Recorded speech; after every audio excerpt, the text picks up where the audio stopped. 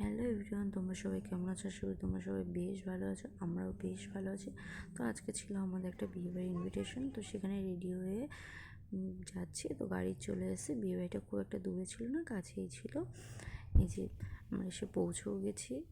তারপর এই যে ভেতরের গেটটা দেখো, খুবই সুন্দর ছিল।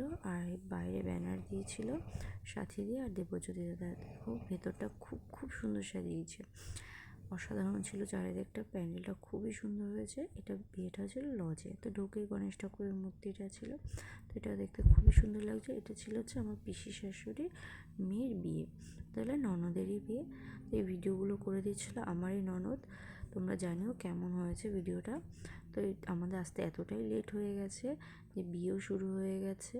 তো বিয়েটা খুবই তাড়াতাড়ি শুরু হয়ে গেছিলো, সেইভাবে কনে আর বরের ছবিও তুলতে পারিনি। তো এদিকটা চারিদিকটা আমি একটু ঘুরে দেখাচ্ছিলাম, দেখছিলাম, কিছু ছবিও তুলছিলাম। তো এখানে স্টার্টার কাউন্টারে ছিল veg pakora, chicken pakora, fish ball, phuchka, coffee. আমরা পকোড়াটাই খেয়েছিলাম, খুবই দারুণ ছিল। ভিডিওটা ভালো লাগলে লাইক কমেন্ট করে নেক্সট পার্ট আবার